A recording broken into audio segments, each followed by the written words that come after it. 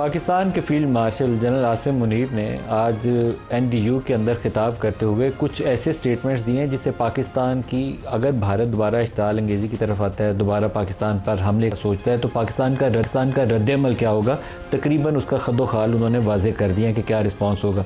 ये बात जो है वो सिर्फ गॉसिप की हद तक नहीं है, काफ़ी लोगों का, एक्सपर्ट्स का ख्याल ये है कि एक शिकस्त खोरदा मोदी जो है वो दोबारा हमले की तरफ जा सकता है, और ख़ास तौर पर वहाँ कुछ स्टेट्स के अंदर इलेक्शंस ड्यू हैं।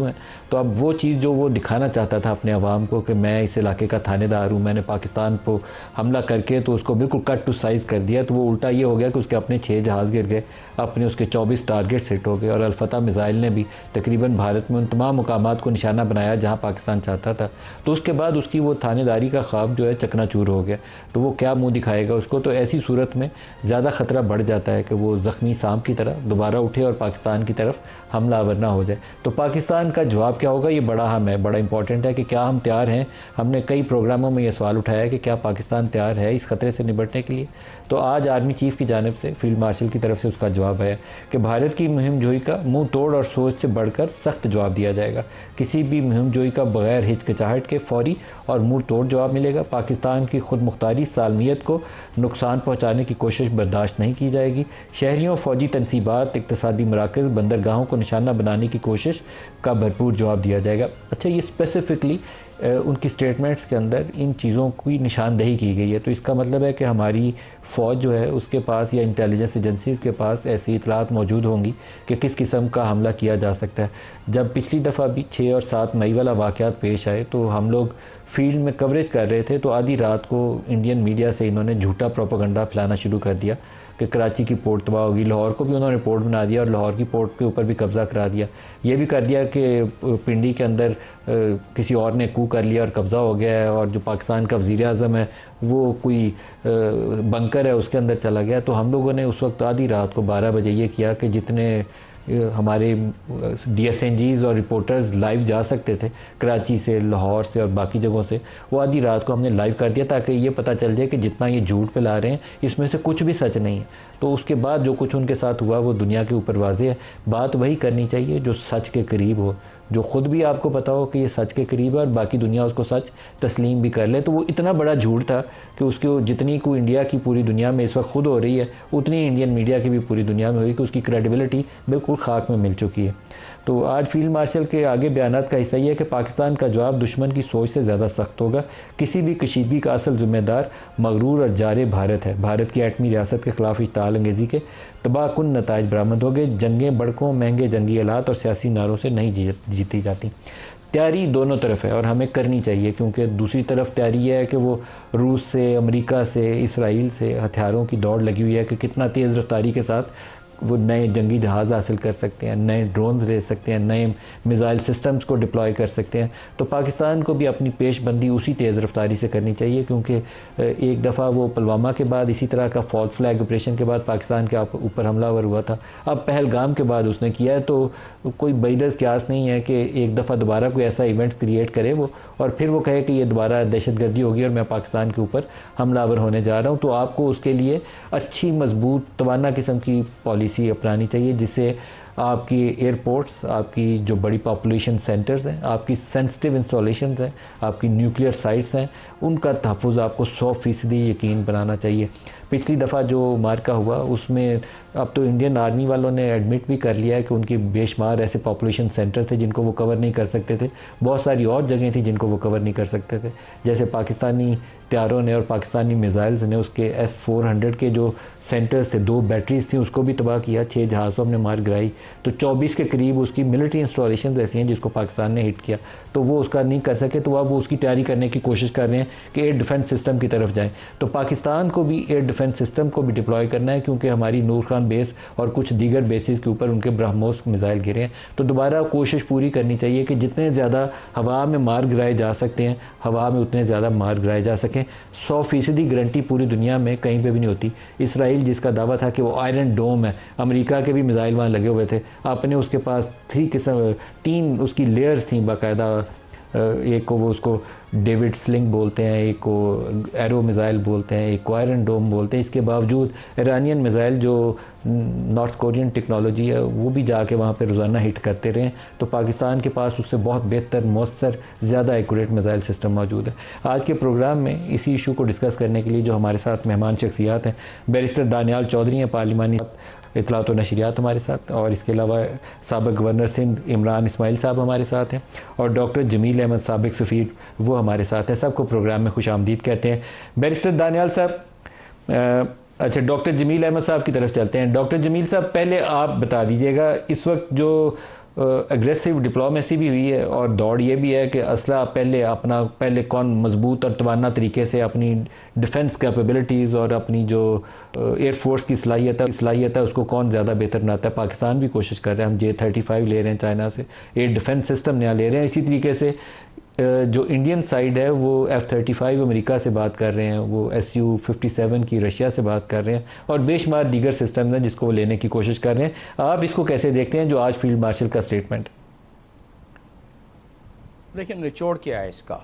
निचोड़ ये बयान किया गया फील्ड मार्शल की तरफ से कि हमारी रेडीनेस बिल्कुल मुकम्मल है और हमने अपनी डिप्लोमेटिक फ्रंट और रीजनल पार्टनरशिप को मज़ीद मजबूत कर लिया है, और साथ में हमारी कॉम्पिटेंस, हमारी मिलिट्री की जो हमारी तैयारी है वो भी हमारी मुकम्मल है हर लिहाज से, और हमारी पूरी की पूरी आर्म फोर्सेस की।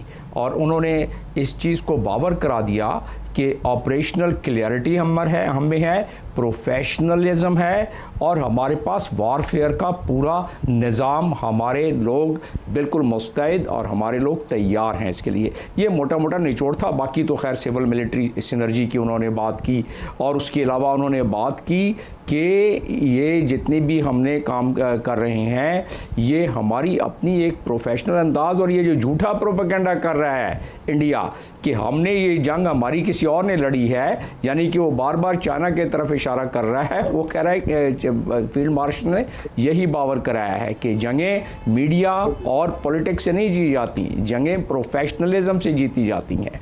और उसका उन्होंने फिर मिसालें दी उन्होंने, और ये उन्होंने बताया कि आप जो यानी कि इशारा किया कि जो ये प्रोपेगेंडा किया जा रहा है कि हमें बैरूनी मदद आज के दौर में, ये मेरा तबसरा है कि आज के दौर में बैरूनी मदद हो और दुनिया को बताना पड़े, क्या ये मुमकिन है?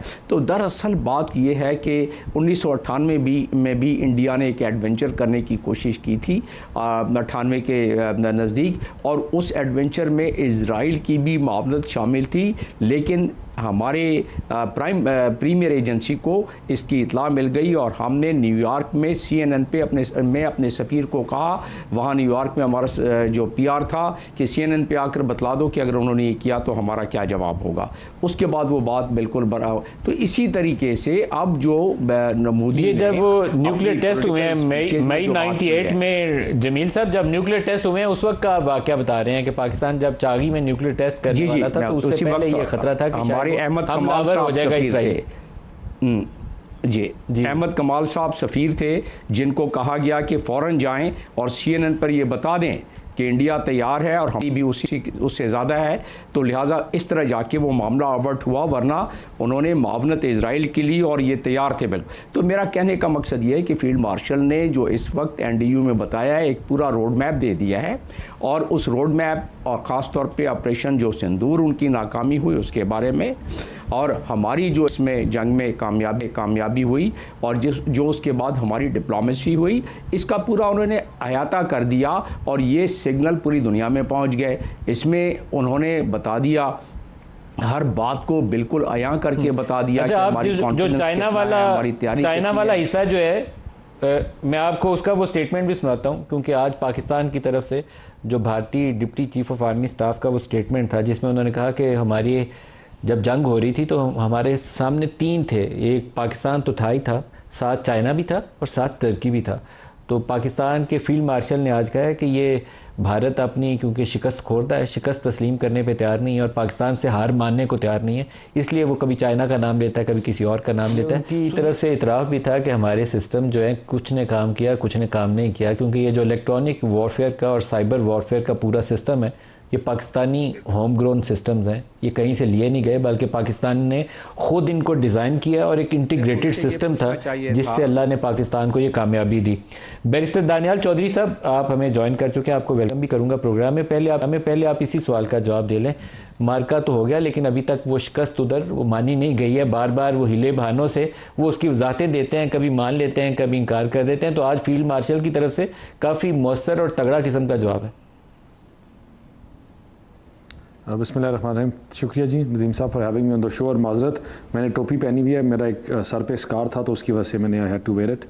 नदीम साहब देखें, जो आज जो है वर्ल्ड ऑर्डर है, वो ऑर्डर है कि might is right. Whoever has the power to do anything that they think is right, और उसके बाद कर वो पावर इस्तेमाल करके फिर जो मर्ज़ी कर लें, माज़रत मांग लें, जो मर्ज़ी कर लें। तो ये तो नया वर्ल्ड ऑर्डर है और ये अनफॉर्चुनेट है कि जो आजकल की चल रहा है और जो हो रहा है, इसको this had to be answered and it was answered in the best possible way जो किया जा सकता है। जो आज का आपके हालात देखें तो उसमें जो हकीकत है वो है ही ये सर्वाइवल ऑफ द फिटेस्ट।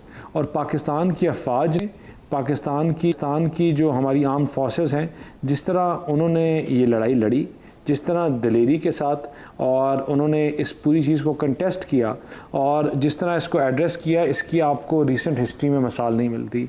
जब हारा हुआ दुश्मन जिसको मुंह की खानी पड़े तो वो फिर हज़ार बहाने बनाता है, मैं ना मानूं वाली रट है, लेकिन उनको अपनी हरकत की वजह से खाना भी पड़ी और वो हारे भी। लेकिन इसमें जो सब